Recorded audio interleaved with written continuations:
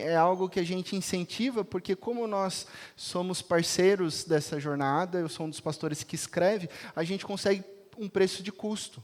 Por isso esse valor de R$ 25,00. Depois, no site da editora, isso aumenta e isso gera frete. Para a gente vai chegar só por R$ 25,00 cada jornada. Então, você que quer fazer o seu pedido, você precisa fazer por WhatsApp com a minha esposa Júnia, está ali, ou através do link que tem lá na bio do Instagram. Se você clicar nos beacons lá na bio, você vai encontrar também o telefone da Rihanna, que é a nossa secretária da presbiteriana, entendeu? Sacou? Aí você manda uma mensagem lá para o WhatsApp, fala, Rihanna, eu quero 5 jornadas, e envia o comprovante, tá? A gente não vai conseguir fazer o pedido sem o comprovante, porque isso precisa ser contabilizado na própria tesouraria, e como é um dinheiro que movimenta dentro da conta da igreja, por transparência, o presbítero, o tesoureiro, precisa saber dessas entradas até hoje, tá? Então, manda lá no WhatsApp o comprovante, está aqui 5 jornadas, meu nome é tal, e aí a gente já contabiliza, amanhã a gente faz o pedido, ok? O segundo aviso, não menos importante, é um reforço, uma vez que já foi divulgado aqui no início desse mês, a gente abriu, né, o edital para eleição de oficiais, presbíteros e diáconos da Igreja Presbiteriana do Parque. No dia em que a gente lançou o edital, eu fiz uma explicação teológica e bíblica sobre cada função do presbítero e do diácono, e hoje eu não vou fazer tudo isso novamente, mas eu percebi que algumas pessoas estavam até em dúvida sobre, pastor, qual que é a diferença de um presbítero, um diácono, como é que isso está funcionando. Então, eu vou trazer alguns trechos da nossa Constituição. A Igreja Presbiteriana do Brasil tem uma Constituição, tem um manual presbiteriano, e lá no artigo 53, a Constituição define quais são as atribuições de um diácono. Primeiro, diácono. O diácono, ele é oficial, eleito pela igreja e ordenado pelo conselho para, sob a supervisão deste, dedicar-se especialmente, a linha A, à arrecadação de ofertas para fins piedosos. A linha B, ao cuidado dos pobres, doentes e inválidos. A linha C, a manutenção da ordem e reverência nos lugares reservados ao serviço divino. A linha D, exercer a fiscalização para que haja boa ordem na casa de Deus e suas dependências. Então, o diácono é esse oficial que está atento ao serviço e aos ministérios da igreja, tanto aqui no corpo da igreja como fora, né? Por isso que quando nós estamos em campanhas de Natal, quando nós estamos em parceria com organizações da nossa cidade, como a gente tem uma bela parceria com a ABID, vira e mexe a gente tem feito campanha, por isso que os diáconos que são responsáveis por saber as necessidades das organizações para que a gente possa colaborar. E também são eles que cuidam de toda essa estrutura predial, digamos assim, tá? E quanto aos presbíteros, pastor? Artigo 51, compete ao presbítero levar ao conhecimento do conselho as faltas que não puder corrigir por meio de admoestações particulares. A linha B, auxiliar o pastor no trabalho de visitas. A linha C, instruir os neófitos, consolar os aflitos e cuidar da infância e da juventude. A linha D, orar com os crentes e por eles. A linha E, informar o pastor dos casos de doenças e aflições dos membros da igreja. A linha C, distribuir os elementos da Santa Ceia. A linha G, tomar parte na ordenação tanto de ministros e de oficiais. Tanto de ministros, porque um presbítero, ele é um presbítero regente, e o pastor nada mais é do que um presbítero docente, ambos são ministros e pastores, e representar o conselho no presbitério, esse no sínodo e no Supremo Concílio, uma representação mais administrativa dentro da nossa organização como instituição. Então, na IPB, os presbíteros precisam ser aptos à pregação, precisam ser aptos ao ensino. Por isso que vocês já viram, principalmente nas minhas férias, todos os nossos presbíteros pregando aqui, e pregando muito bem, por sinal, pois eles se dedicam ao estudo bíblico, e também ensinando no ponto de partida. Muitos de vocês estão fazendo, ou já fizeram o ponto de partida. Hoje a gente teve aula com o presbítero Leonardo Bambino. E também uma disponibilidade para as reuniões administrativas e espirituais. Então, um conselho, no mínimo, se reúne a cada 15 dias, uma reunião administrativa e outra para oração e espiritualidade. Entre aconselhamentos, visitas e discipulado. Na IPB, os oficiais precisam estar de acordo com os princípios doutrinários da fé reformada. Na verdade, isso é só um princípio lógico. Na IPB precisa ser de acordo com a doutrina reformada. Numa igreja que não é reformada, o oficial daquela igreja não precisa estar por dentro da teologia reformada. É uma questão, assim, lógica, né? No sentido de que não faz sentido um oficial da IPB não crer no calvinismo. Né? Eu quero ser presbítero da IPPAC, mas eu não creio na predestinação. Não faz sentido, porque você é alguém que almeja ensinar. Eu não creio na teologia do pacto, esse negócio de aliancismo aí não tem nada a ver, e jamais vou batizar o meu filho na infância.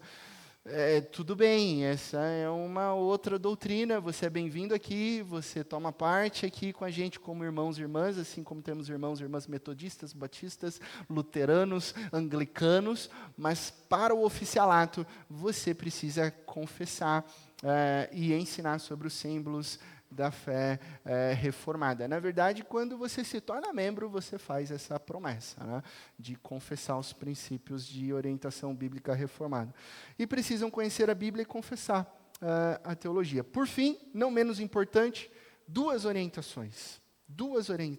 Primeiro, há um formulário. Nós estamos num tempo onde a igreja está fazendo indicações. Há 3 vagas de presbítero e 3 vagas de diácono. Então, você vai entrar no Instagram da Presbiteriana do Parque, você vai perceber que aqui na bio tem esse link. E você vai perceber que tem um Forms e outros 2 links. Você clica nele. Quando você clica, vai aparecer uma abinha aqui embaixo. O que você quer fazer? Inscrição para ponto de partida? Você quer ver os lugares onde você ouve as mensagens e o telefone da Rihanna? Ou você quer aqui embaixo entrar no formulário para indicações para eleição de oficiais? Você clicou aqui, aí tem todas as instruções e você, como membro, pode indicar até 3 nomes para cada cargo. Importante, as indicações, elas vão também até hoje. Elas abriram desde o dia 7 até o dia 27. Nós já recebemos algumas indicações e o conselho precisa desse tempo agora de preparo para a assembleia, que é dia 30 de novembro, porque o conselho vai entrevistar esses indicados. Outra coisa que é um pouco lógica, mas sabe quando é raro, mas acontece muito? Né? A gente fala, é raro, mas acontece muito. Antes de indicar alguém, converse com essa pessoa, tá? Para ela não ser pega de surpresa. Porque já aconteceu do conselho ligar para a pessoa e falar, a gente tem uma reunião aqui para avaliar você, e a pessoa simplesmente fala no telefone, quem me indicou? Eu nem pensei nisso, eu nem orei, e nesse momento eu não posso ser nem oficial. Então, antes de você preencher esse formulário, você fala assim, eu estou vendo em tal pessoa aqui o talento e a vocação para o presbiterato ou para o diaconato. Vá até essa pessoa e fala, eu estou orando por você, eu vejo em você dons e talentos nessa área, posso te indicar? Aí a pessoa vai permitir ou não vai permitir. E aí o conselho vai chamar ela para uma reunião e a gente vai passar agora para essa fase de entrevistas. Então as indicações são até hoje. Até hoje, você, membro da Igreja Presbiteriana do Parque, tem o direito de fazer indicações. Eu só tenho indicação só para diácono. Tudo bem, faz só para diácono. Eu tenho indicação só para presbítero. Tudo bem, faz só para presbítero. Não, pastor, eu tenho indicação para 2. Presbítero e diácono. Faça as suas indicações. Chega de aviso. Obrigado, Júlia, pelos avisinhos aqui na tela. Então, o pessoal que está gravando as mensagens, agora vamos ao ponto da mensagem. Mais uma vez, bom dia, irmãos e irmãs, nessa linda manhã, que a graça e a paz de Cristo Jesus, nosso Senhor e Salvador, exploda no seu coração. Né? Estranho isso daí, né? Meio exótico falar isso. O pastor está falando que a graça e a paz de Jesus exploda no meu coração. Sim, porque é exatamente sobre esse tema explosivo que nós estamos conversando ao longo dessa série que começou domingo passado. Explosão, o impacto das parábolas de Jesus. Semana passada, no nosso primeiro encontro, já disponível no YouTube, Deezer, Spotify, para você ouvir, para você compartilhar com outras pessoas, refletimos sobre o porquê Jesus falava sobre e através de parábolas. Um gênero literário específico e que é misterioso, que tem metáforas, tem figuras de linguagem, tem coisas óbvias, outras não tão óbvias, e vimos que a parábola tem esse poder de revelar e de esconder, de trazer julgamento e trazer graça, revelar o coração do homem e a vontade de Deus, e isso explode no coração dos ouvintes. E o interessante é que Jesus faz isso de propósito. Ele está contando uma parábola, ele meio que pega uma granadinha, né, puxa o pino e delicadamente entrega na mão dos seus ouvintes. É como, segura agora isso que eu vou falar, que vai explodir no seu coração. Hoje o tema da nossa mensagem é esse, o poder explosivo.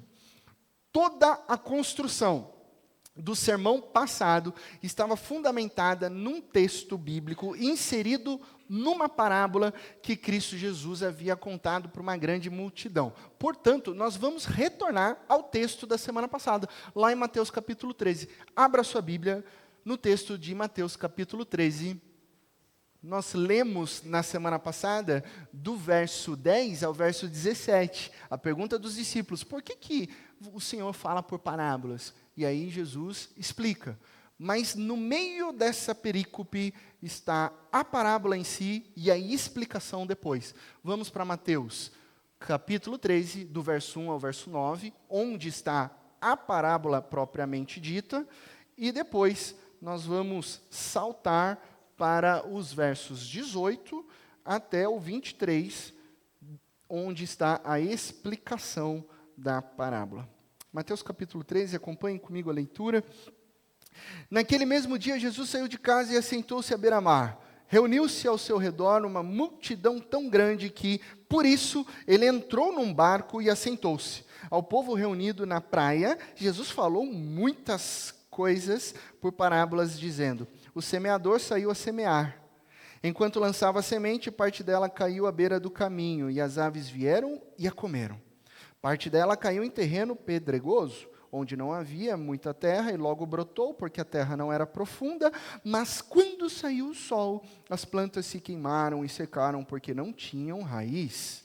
Outra parte caiu entre os espinhos, que cresceram e sufocaram as plantas. Outra ainda caiu em solo bom, em boa terra, deu boa colheita, a 100, 60 e 30 por um. Aquele que tem ouvidos para ouvir, ouça. Verso 18. Portanto, ouçam o que significa a parábola do semeador. Quando alguém ouve a mensagem do reino e não a entende, o maligno vem e arranca o que foi semeado em seu coração. Esse é o caso da semente que caiu à beira do caminho. Quanto a semente que caiu em terreno pedregoso, esse é o caso daquele que ouve a palavra e logo a recebe com alegria. Todavia, visto que não tem raiz em si mesmo, permanece pouco tempo. Quando surge alguma tribulação, algum problema, uma circunstância adversa ou perseguição por causa da palavra, logo a abandona. Quanto à semente que caiu entre os espinhos, esse é o caso daquele que ouve a palavra, mas a preocupação desta vida e o engano das riquezas a sufocam, tornando-a infrutífera. E quanto à semente que caiu em boa terra, esse é o caso daquele que ouve a palavra e a entende e dá uma colheita de 100, 60 e 30 por um. Vamos orar? Ó Deus, Pai de amor, obrigado pela leitura da Tua palavra nessa manhã. Derrama sobre nós o Teu Santo Espírito, para que tenhamos entendimento sobre as parábolas proferidas por Cristo Jesus. Palavras que têm poder de revelar e de esconder, que trazem ao mesmo tempo julgamento e graça. E que nessa manhã confessamos depender totalmente do Senhor. Fala aos nossos corações. Trabalha em nosso ser. Quebra o nosso coração de pedra e faz um novo coração, pronto a te ouvir, pronto a entender e pronto a te obedecer. É em Cristo Jesus que nós oramos. Amém. Amém. Eu quero começar com um vídeo interessante. Eu queria que você assistisse esse vídeo de uma criança fazendo um desafio de completar ditados populares, né? Então, dá uma olhada no como o pequeno Miguel, ele respondeu a esse desafio. Roupa suja se lava em... Máquina. Acertei? Acertou. Pimenta nos olhos dos outros é... Adito. Quem tem boca vai a... Rotar. Que? Arrotar. Deus escreve certo por linhas... De caderno. Pode ser? Pode. Quando um burro fala, o outro... Fala. Pode ser? Pode? Quem vê cara não vê? Costas. Quem não chora não... Ganha colinho. Pode ser? Onde há fumaça há... Churrasco. Adorei, filho, adorei. Pode ser? Pode. Gente, se na sua casa há fumaça, eu vou apertar a campainha, porque eu adorei isso aqui. Onde há fumaça, tem churrasco. Pode ser? Claro que pode. Esse vídeo ele ficou famoso, né? Ele rodou como uma trend no TikTok. Depois ele virou um desafio, né? Os pais começaram a fazer isso com seus próprios filhos, né? E há muita sinceridade, muita honestidade e muita lógica e obviedade no pensamento das crianças, né? Então, o que nós acabamos de assistir, e o Miguel não está errado, simplesmente nos revela as obviedades das circunstâncias visíveis de uma cultura, onde há fumaça, há churrasco. E isso tem tudo a ver com a primeira frase emitida por Jesus. O semeador saiu a semear. Óbvio, ele saiu a semear. O contexto da Galileia e da grande maioria do mundo naquela época era um contexto agrícola. Semeadores estavam por todas as partes. Uma criança olhava um semeador, uma criança tinha um semeador ali na sua família, ele já identificava. O semeador saiu o quê? Saiu a semear. Tratava-se de uma vocação muito comum e muito visível e palpável na sociedade. Assim, quando Jesus conta uma parábola totalmente previsível, e ela é previsível, porque Jesus está falando, um semeador semeava sementes. É isso que Jesus está falando. Deixa eu contar uma história. Um semeador saiu a semear sementes. Qualquer ouvinte ali poderia visualizar, poderia imaginar e poderia compreender essa história de maneira lógica. E considerando os tipos de solos descritos, cada resultado também foi previsível. Quando Jesus contou, as sementes que caíram no caminho não tinham condição de entrar naquele solo de estrada, que é duro, que é chão batido. Logo vieram os pássaros e comeram. Óbvio, óbvio.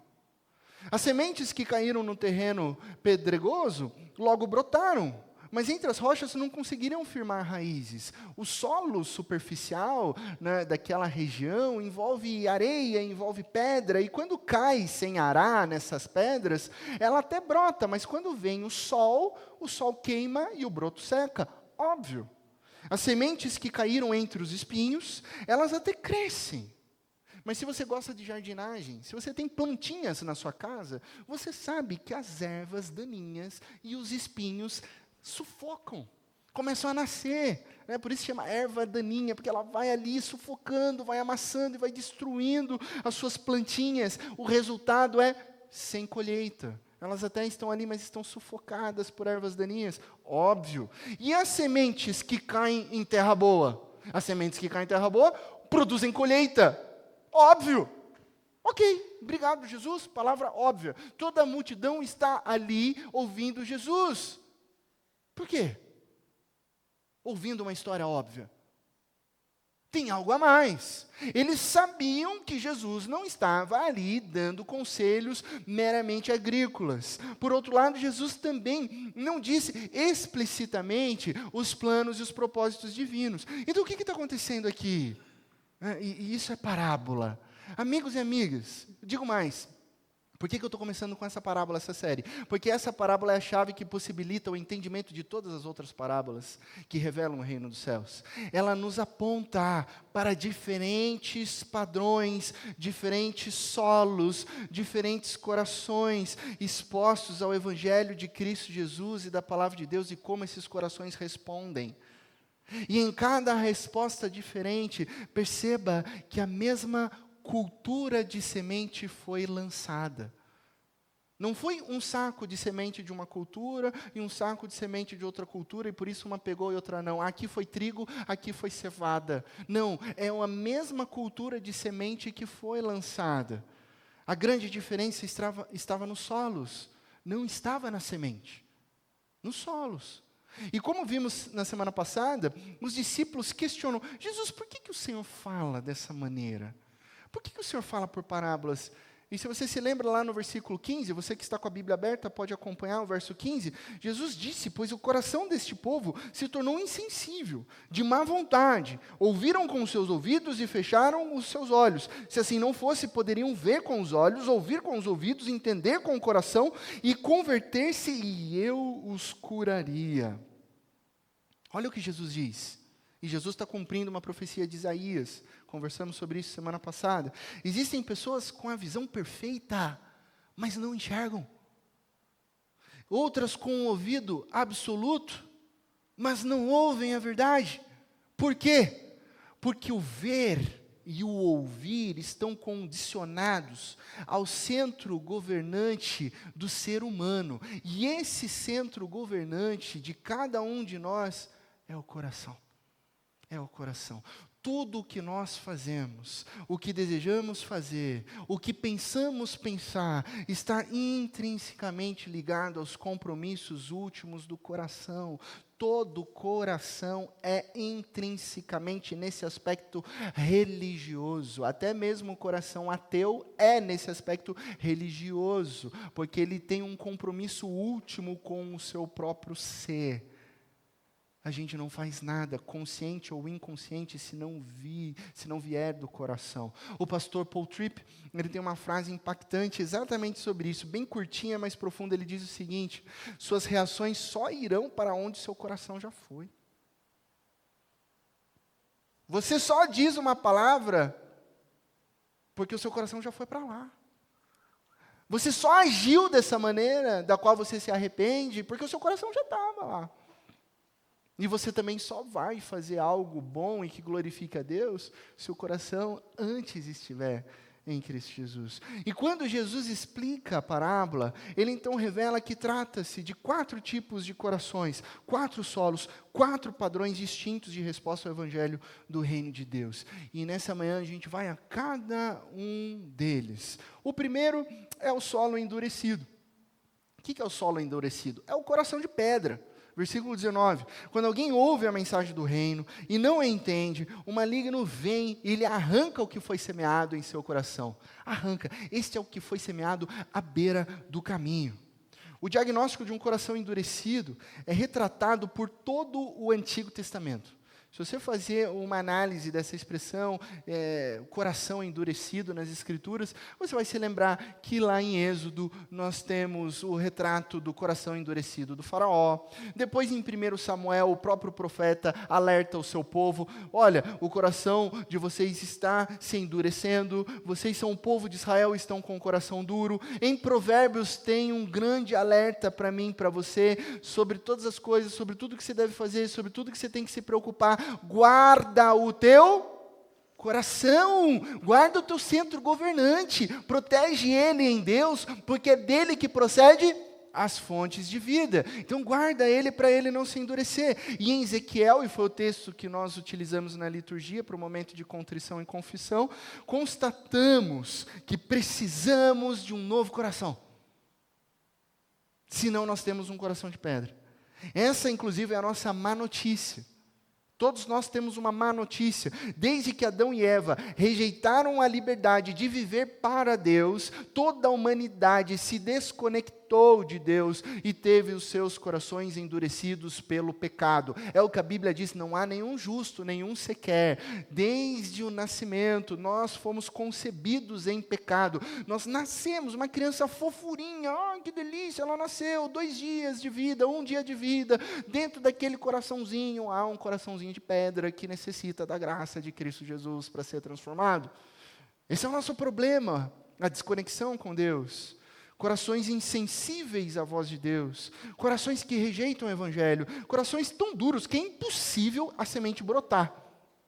Ela não consegue brotar nesse tipo de solo. O teólogo alemão Helmut Tillich, ele definiu esse tipo de solo da beira do caminho, eu achei interessante o jeito que ele colocou, dessa maneira: certos corações são como asfaltos, tão duros que nada pode penetrá-los. É tão duro que é um asfalto. Você consegue plantar alguma coisa no asfalto? Você consegue colocar uma semente no asfalto? Ela vai frutificar no asfalto? Ela vai criar raiz no asfalto? Temos testemunhado uma sociedade dura como o asfalto.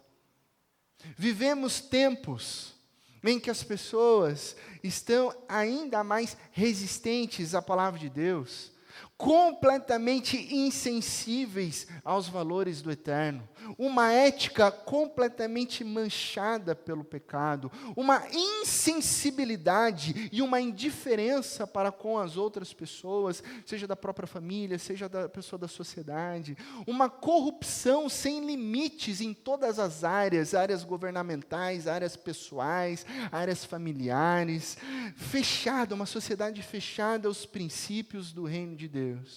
E quando a semente cai nesse tipo de solo, de pedra, de asfalto, o texto bíblico, Jesus nos ensina que o diabo vem como um pássaro e rapidamente arrebata o que foi semeado. Pois o diabo odeia o evangelho, mas ele adora um coração duro. E ele está sempre a rodear por conta disso. Ele adora um coração duro, adora um coração insensível. Então, onde Cristo Jesus edifica uma igreja, o diabo levanta uma capela. Já parou para pensar nisso? A hora que você se converte, a hora que você entrega o teu coração para Jesus de uma maneira mais profunda, mais tentações vêm sobre a sua vida, mais opressão, sim, porque o diabo ali está pronto para querer roubar a palavra do seu coração, para querer roubar a semente do seu coração. O segundo coração é esse, o solo pedregoso, que é o coração raso. Jesus explica nos versos 20 a 21, quanto ao que foi semeado em terreno pedregoso, esse é aquele que ouve a palavra e logo a recebe com alegria. Todavia, visto que não tem raiz em si mesmo, permanece por pouco tempo quando surge alguma tribulação ou perseguição por causa da palavra, logo a abandona. Eu vou dizer para você que o surgimento de uma nova vida nem sempre significa uma nova vida. Isso o tempo acaba revelando. O surgimento de uma nova vida nem sempre significa uma nova vida. Nós lemos durante a liturgia a confissão de fé de Westminster, os que Deus aceitou em seu bem-amado, os que Ele chamou eficazmente e santificou pelo seu Espírito, não podem decair do estado da graça, nem total, nem finalmente, mas com toda certeza hão de perseverar nesse estado até o fim e serão eternamente salvos. Agora, se você tem um pouquinho de caminhada cristã, provavelmente você já encontrou pessoas que afirmaram ter um encontro maravilhoso com Deus. Vibraram inicialmente de alegria, tiveram transformações assim visíveis, mas rapidamente a chama foi se apagando, e essas pessoas abandonaram completamente a fé. Se Deus chamou eficazmente os seus, e eles não podem cair da graça. Se Jesus nos ensina em João 6, que aqueles a quem o Pai lhe deu, jamais serão perdidos, como explicar esse tipo de coração? Que se alegra inicialmente, mas que depois abandona. Eis uma verdade difícil, mas não deixa de ser verdade. Se nos últimos tempos surgirão falsos profetas, quanto mais falsos cristãos existem por aí. Muitos novos convertidos recebem a palavra com alegria, mas vivem no aqui e no agora. O coração raso não cria raízes, e criar raízes leva tempo, necessita de fidelidade. Jesus diz que quando surge alguma tribulação ou perseguição por causa da palavra, logo abandona.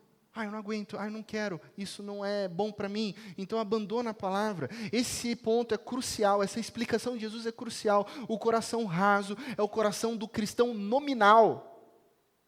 O cristão nominal, ele acha que ele é cristão, ele se diz cristão, ele é um evangelho praticante externamente.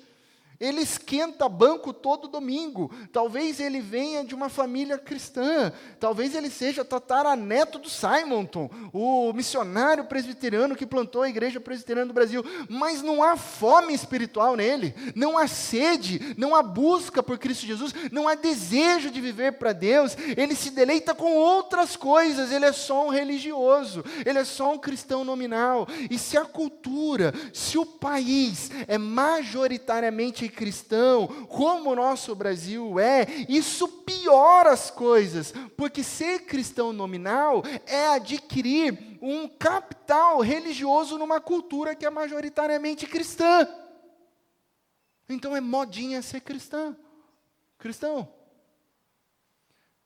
Então você vê mulheres, influencers famosas no Instagram, postando fotos sensuais, abrindo às vezes sites de demonstração dos seus corpos, e pasmem, às vezes ela coloca no Instagram uma foto toda sensual, e embaixo, Senhor é meu pastor, nada me faltará.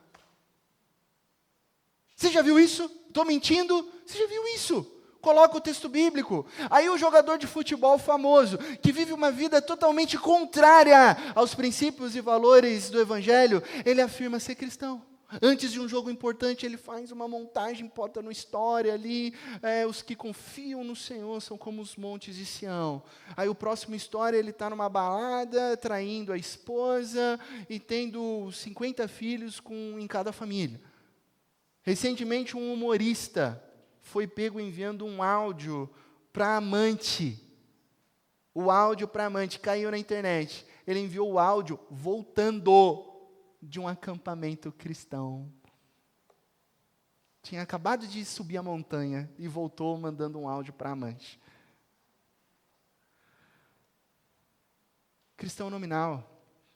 Cristão nominal nem é um cristão. E às vezes a gente não percebe isso. Estava dando aula num curso interdenominacional de missões, alguns anos atrás, e eles recebem alguns missionários, ou pessoas que almejam ser missionários, de outros continentes. E eu lembro de a gente receber um rapaz, eu acho que novinho, ele tinha uns 19 anos, e ele veio de Guiné-Bissau. E ele estava encantado com o Brasil, porque ele sabia que o Brasil tinha estrutura teológica boa, e ele estava vindo para fazer um curso de missões, então ele estava super feliz.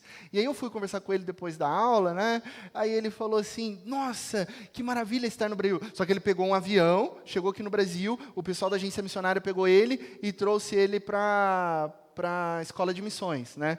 E ele estava ansioso, ele falou assim para mim, nossa, professor, eu estou ansioso para conhecer a cultura desse país, porque lá a gente ouve que o Brasil é o país evangélico, o Brasil é o país que vai trazer o avivamento. Então, pastor, eu estou imaginando as pessoas orando umas pelas outras nas filas dos bancos, eu estou imaginando o governo sendo ético cristão, eu estou imaginando as igrejas se dedicando em 3 horas de oração diária, eu estou imaginando tudo isso, porque lá na África a gente não tem isso, lá o cristianismo ainda está vencendo.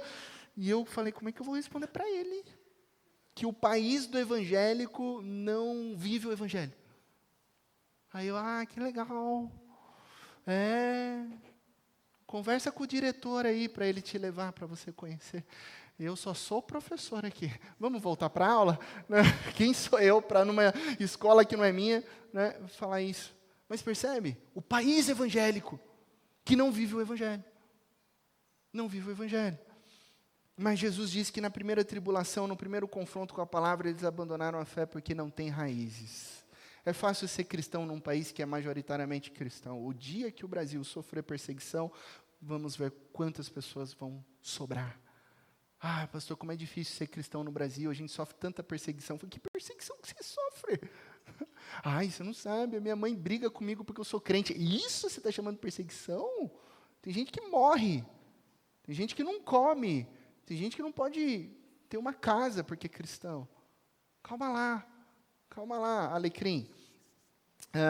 Vocês se lembram do sermão passado, os princípios das parábolas? Toda parábola é inspirada, toda parábola nos conduz a Cristo, toda parábola é escatológica. Pois bem, aqui ela é claramente escatológica. No fim dos tempos, as perseguições mostrarão os corações, pois a falsa fé, ela vai ser revelada sob o brilho da perseguição, como a planta que murcha sob o sol do meio-dia, porque não tem solo profundo. Ou como costumava dizer o pastor Adrian Rogers, até que a fé que se desvanece no final sempre foi falha no princípio. Ela sempre foi mentirosa, sempre foi um vislumbre, nunca foi uma fé. Na verdade, ela nunca foi uma fé. Ou seja, esse coração que se empolgou, na verdade, ele nunca se entregou, ele nunca se deleitou em Deus. Ele achou que era uma música legal e que dava um arrepio na espinha e que falar de Jesus fazia ele chorar, mas ele nunca se entregou. Ele nunca derramou o seu coração, ele nunca chorou no secreto. Ele achava que a igreja era um show do Coldplay, onde ele podia se sentir bem, assim, mas ele nunca se entregou. Essa fé que se desvanece no final mostra que ela nunca foi de fato fé. Terceiro coração, o solo espinhoso, o coração infrutífero. Versículo 22, quanto ao que foi semeado entre os espinhos, este é aquele que ouve a palavra, mas a preocupação dessa vida e o engano das riquezas a sufocam, tornando-a infrutífera. Aqui não secou, aqui não morreu, só que não dá fruto. Jesus nos explica esse padrão de coração como aquele que parece ouvir a palavra, mas nunca frutifica. E aqui eu preciso esclarecer uma doutrina que gera confusão em algumas denominações. Lembremos então dos princípios bíblicos. O evangelho de Jesus é o evangelho da graça. É da graça. Tudo o que nós precisamos para a salvação está em cada ato de Jesus, na sua vida, na sua morte e na sua ressurreição. Você não tem que fazer nada para alcançar a salvação. Você não tem que se vestir de tal maneira para alcançar a salvação. Você não tem que viajar uma distância para ir num lugar santo, tocar numa parede santa para alcançar a salvação. Não é sobre o que você faz, é sobre o que Cristo Jesus vem, derrama e faz sobre a sua vida. Essa é boa notícia. Tudo é graça. E tudo que é graça é de graça. Do começo ao fim, a salvação é integralmente a obra de Deus sobre as nossas vidas. É isso que nós reformados acreditamos. Agora vem um ponto que gera confusão. Ah, pastor, mas se é tudo graça, se a gente é calvinista e nós estamos predestinados, então estou de boas. Então, assim, eu não preciso fazer nada. Então, eu nem vou na igreja, eu nem vou servir, eu vou aqui ficar deitado na minha rede da graça aqui. Não é por aí, tá? Cuidado para você não ser o cristão nominal, achar que você está na graça e não está. A salvação vem pela graça mediante a fé? Sim! Sim! A salvação vem pela graça, é a Bíblia. Então, essa fé é seguida pela demonstração de boas obras.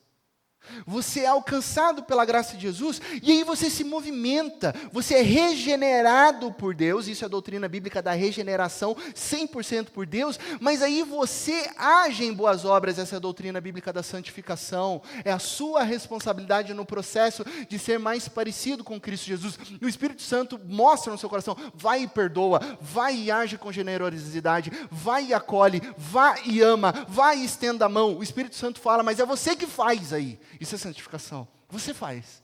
Você tem parte no processo da santificação. E Jesus diz, aquele que me ama, me obedece. Jesus não diz, aquele que me ama, aquele que é predestinado, que foi dado por meu Pai, fica deitado na rede da graça. Não, Jesus não diz isso. Aquele que me ama é o que me obedece, renuncia o seu próprio eu e carrega a sua própria cruz para viver o Evangelho. Então, primeiro a salvação pela graça, depois a santificação pelas obras. O cristão regenerado tem que dar fruto em sua jornada, tem que dar fruto. Deus nos chamou e nos comissionou, nos transformou para dar fruto. Gente, presta atenção, cristão que não dá fruto, dá galho, só dá problema.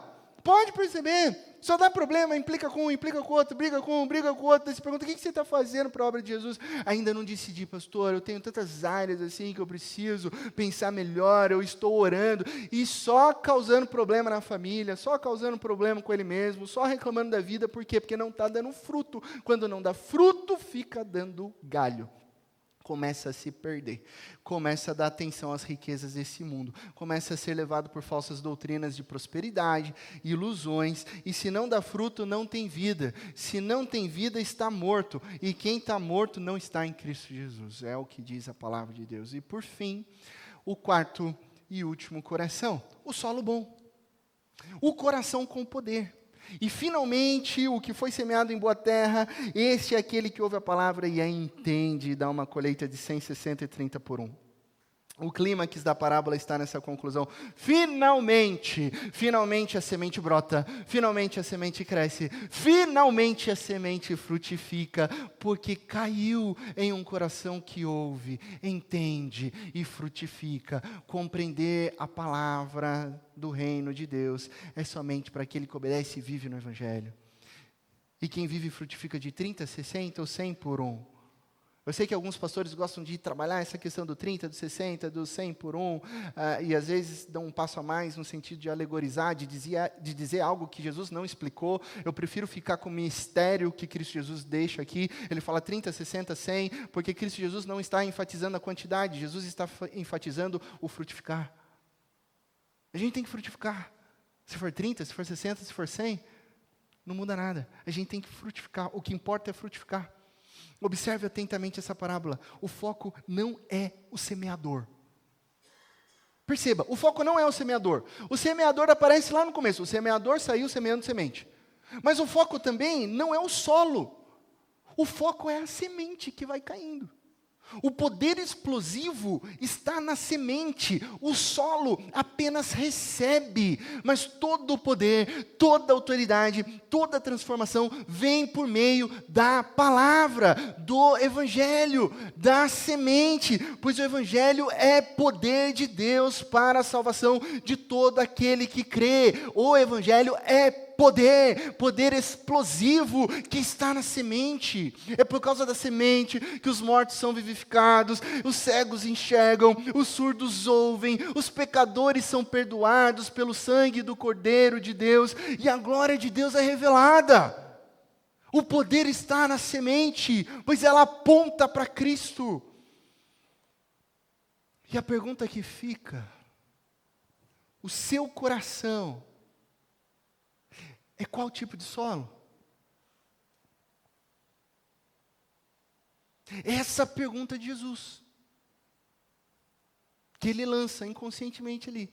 O seu coração, subjetivamente, o seu coração é qual tipo de solo? Ah, pastor, eu amo essa parábola. Eu aprendi ela desde criancinha, na escola bíblica, de férias. Depois eu comecei a ensinar para as crianças. Eu faço tanta coisa bonita, a gente mostra lá os terrenos. Como eu gosto dessa parábola, porque ela ensina muito sobre os 3 tipos de solo dos corações, que são dos outros. Desses pecadores por aí, como eles são pedregosos, espinhosos e duros. Pastor, nossa, ainda bem que o meu coração é o da terra boa. Quem te falou isso? Como você fundamenta isso na sua vida? Porque os judeus sempre acharam que o solo do coração deles era o da terra boa. E sempre julgaram os outros. Samaritano, gentil, pecadora, leproso, cego, manco. O meu é terra boa. A explosão dessa parábola é que nem mesmo a terra boa, guarda isso, nem mesmo a terra boa é capaz de produzir fruto por si só porque ela é terra boa.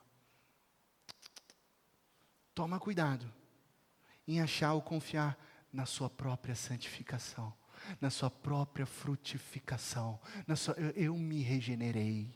Você não é o alecrim dourado que nasceu no campo sem ser semeado, tá? Não é o alecrim gospel, tá?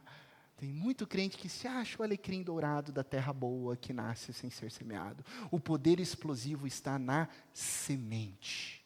A semente é o Evangelho. O Evangelho aponta para Cristo. E sem Jesus, nenhum coração pode frutificar. Onde está o seu coração? Que Deus te abençoe com esse poder explosivo. Em nome de Jesus, que você não durma essa noite, mas que você ore sinceramente a Deus. Amém? Lições práticas de vida. O poder explosivo está na semente. Pois a palavra de Deus é viva, eficaz e mais afiada que qualquer espada de 2 gumes. Ela penetra ao ponto de dividir alma e espírito, juntas e medulas, e julga os pensamentos e intenções do coração. Hebreus capítulo 4, verso 12. Durante a semana, você vai ler esse versículo todos os dias. Você vai escrever esse versículo, você vai colocar num post-it, vai colocar na geladeira, vai colocar no armarinho do seu filho, da sua filha, para ele poder ler também. Você vai deixar dentro da pasta do seu esposo, da sua esposa, e assim você vai meditando nessa palavra e perguntando qual é o solo do seu coração. Lembre-se que você não pode mudar o seu coração, mas o poder explosivo da palavra pode. Cristo Jesus transforma. O nosso Deus é aquele que transforma coração de pedra em coração de carne. Segunda lição prática de vida é essa: não viva sufocado pelos espinhos dessa vida. Essa vida tem espinho, tá? Cruz e glória andam juntos. Jesus andou por esse caminho e nós somos imitadores de Cristo Jesus. Bem-vindo ao mundo onde você é cristão. As coisas eu acho que até vão piorar, tá? Porque é renúncia, porque é carregar a cruz, então faz parte, mas aprenda a ver além dos seus fracassos. Olhe para o semeador é Cristo Jesus, ele não desanima. Você percebeu que o semeador não desanima, ele vai lançando as sementes. Por quê? Porque o reino de Deus prevalecerá. E última lição: frutifique. A nós, igreja, foi confiado o serviço da semeadura. Deus entregou para mim e para você o ministério da palavra. Sabe o que isso significa? Pregue a palavra. Espalhe a semente. Não guarde só esse poder explosivo que transformou seu coração de pedra em coração de carne, cheio do Espírito, para você. Não seja egoísta. Espalhe a semente. Não se preocupe em escolher os solos. Se preocupe em espalhar a semente. Ah, mas o meu amigo é do tipo do coração de asfalto. Ah, a minha amiga é do coração espinhoso. Não cabe a você ficar preocupado com o tipo de solo. Você espalha a semente. Você prega o Evangelho. O poder explosivo, lembre-se, está na semente. Levante-se, vamos cantar, vamos adorar a Deus. Pois Ele é grande, Ele é digno de todo louvor, de toda adoração.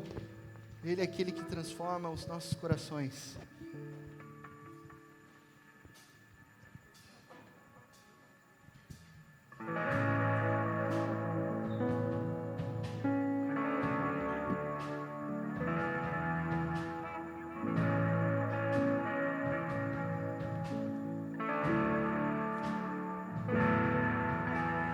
Grande é o Senhor e muito digno de louvor. Na cidade do nosso Deus, seu santo monte, alegria de toda a terra.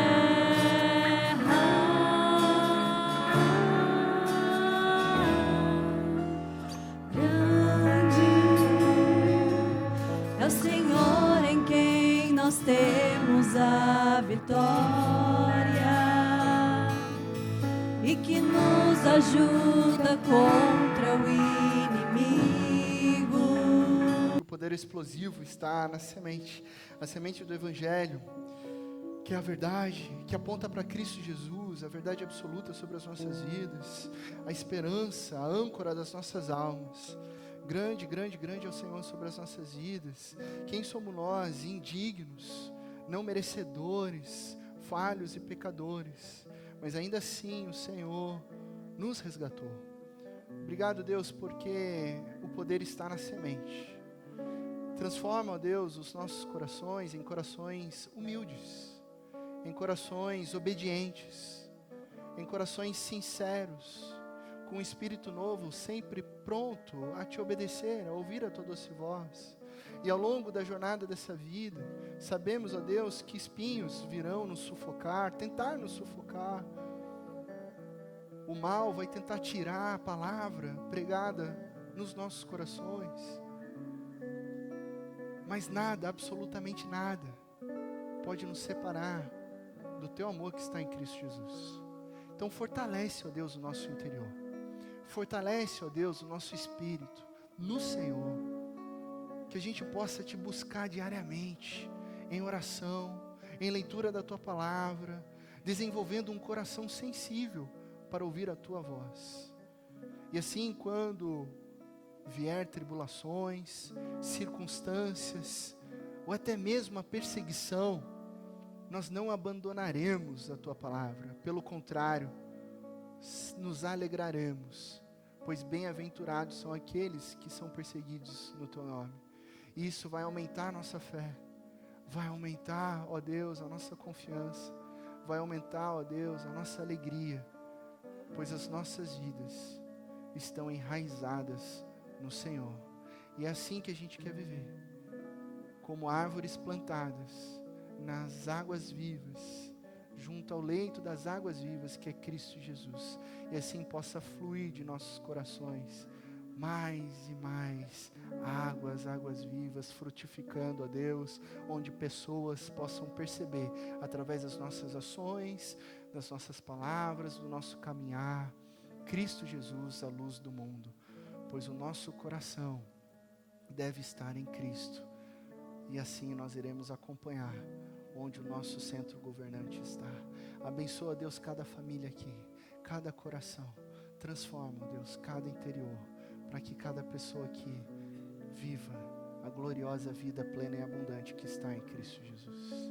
E agora, irmãos e irmãs, ide em paz, e que a maravilhosa graça de nosso Senhor e Salvador, Cristo Jesus, que o amor incalculável de Deus, o nosso eterno Pai, que as consolações, a presença e o poder do Santo Espírito de Deus estejam com todos vocês, não somente nessa linda manhã, mas para todos sempre.